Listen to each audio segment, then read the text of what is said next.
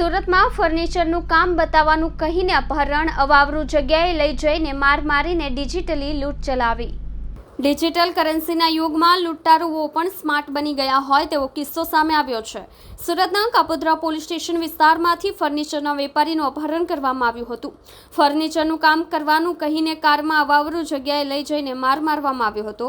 ત્યારબાદ તેની પાસેથી રોકડ અને મોબાઈલ ફોન લૂંટી લીધો હતો। સાથે જ મોબાઈલમાં રહેલા ગૂગલ પે સહિતના યુપીઆઈના પાસવર્ડ મેળવી લઈને ઓનલાઈન ટ્રાન્ઝેક્શન કરીને 1.9 લાખની લૂંટ ચલાવી હતી। આ ગુનામાં પોલીસે 2 આરોપીને ઝડપી લઈને વધુ તપાસ હાથ ધરી છે। હીરાબાગ વિસ્તારમાં ફર્નિચરનું કામ કરતા દેવીલાલ સુથારને ફોન કરીને ફર્નિચરનું કામ અપાવવાનું હોવાનું કહ્યું હતું, પરંતુ વેપારીએ તે વખતે વતન રાજસ્થાન હોવાનું કહ્યું હતું। બાદમાં એ ફોન પર વેપારીએ સુરત આવીને ફોન કર્યો હતો, જેથી અપહરણકારોએ ફોરવ્હીલમાં બેસાડીને ફાર્મ હાઉસનું ફર્નિચર હોવાનું કહીને હીરાબાગ સર્કલથી પલસાણાથી આગળ બલેશ્વર ગામના ખેતરમાં લઈ ગયા હતા। ત્યાં દૂર ચાલતા બાંધકામનું ફર્નિચર કરાવવાનું હોવાનું કહ્યું હતું। ત્યારબાદ મારવાનું શરૂ કરી દીધું હતું અને ધમકી આપી હતી, જેથી વેપારીએ પોતાની પાસેના રોકડા 100 રૂપિયા અને મોબાઈલ આપી દીધો હતો। અપહરણકારોએ મોબાઈલનું પાસવર્ડ તથા ફોન પેનો યુપીઆઈ પિન જાણી લઈને અલગ અલગ ખાતામાં 99,000 ટ્રાન્સફર કરીને કુલ 1.9 લાખની લૂંટ ચલાવીને નાસી ગયા હતા। કમલેશ સીતારામ જાટ અને સોનુ સ્વીને ઝડપી લેવામાં આવ્યો છે। કમલેશ ગુનાહિત ઇતિહાસ ધરાવે છે। તેની સામે અગાઉ રાજસ્થાનમાં ફાયરિંગ કેસમાં ઝડપાયો હતો। સોનુ સામે ચોક બજાર પોલીસ સ્ટેશનમાં ગુજસીટોકનો ગુનો નોંધાયો હતો, જ્યારે ત્રીજો આરોપી જે પોલીસ પકડથી દૂર છે તેની સામે પણ ભૂતકાળમાં ગુના નોંધાયા હતા। તેને ઝડપી લેવાના ચક્રો ગતિમાન કરવામાં આવ્યા છે। કાપોદ્રા પોલીસ સ્ટેશન ખાતે એક લૂંટનો ગુનો ડિટેક્ટ થયેલો છે।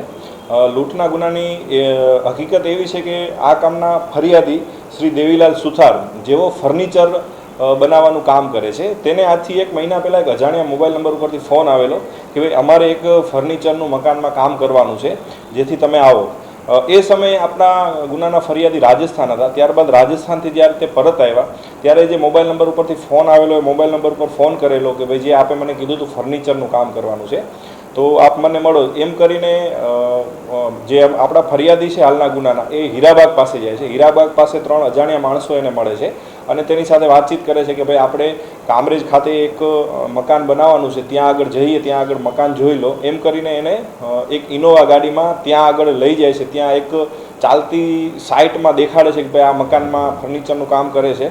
એ દરમિયાન એને મારકૂટ કરે છે, એનો મોબાઈલ જટી લે છે અને મોબાઈલમાંથી જે ગૂગલ પે અને પેટીએમના QR કોડ અને યુઝર પાસવર્ડ લઈ લે છે અને જુદા જુદા એકાઉન્ટોમાં ટ્રાન્સફર કરે છે। એમ કુલ 99,000 રૂપિયાનું ટ્રાન્સફર કરે છે એક મોબાઈલ અને એના ખીચામાં જે 100 રૂપિયા હોય છે એની લૂંટ ચલાવે છે। આ મુજબનો ગુનો કાપોદ્રા પોલીસ સ્ટેશનમાં દાખલ થયેલો। ત્યારબાદ આ ગુનાને ડિટેક્ટ કરવામાં આવેલો અને હાલ કુલ 2 આરોપી આ ગુનાના કામે પકડેલા છે। એક કમલેશ સીસારામ જાટ અને એક સોનુ સ્વીન। આ બંને આરોપીની ખૂબ જ ગુનાહિત ઇતિહાસ ધરાવે છે। જે મુખ્ય આરોપી છે કમલેશ, એના ઉપર રાજસ્થાનમાં ફાયરિંગનો ગુનો દાખલ થયેલો છે। લાલગેટ પોલીસ સ્ટેશનમાં 307નો ગુનો દાખલ થયેલો છે, તડીપાર પણ થયેલો છે। અને જે બીજો આરોપી છે સોનુ સ્વાઈન, એના વિરુદ્ધ ચોક બજાર પોલીસ સ્ટેશનમાં ડબલ મર્ડરનો ગુનો દાખલ થયેલો છે અને ગુજસીટોક હેઠળ પણ એના વિરુદ્ધ કાર્યવાહી થઈ છે અને હાલ એ ગુજસીટોકના ગુનામાં જામીન ઉપર છૂટેલો છે અને આ ગુનાને અંજામ આપ્યો છે। આ બંને આરોપીઓની કાયદેસર ધરપકડ કરેલ છે અને ત્રીજો આરોપી જે અમદાવાદનો છે તેને શોધવા માટે પણ પોલીસની ટીમ અમદાવાદ ખાતે જતી રહી છે।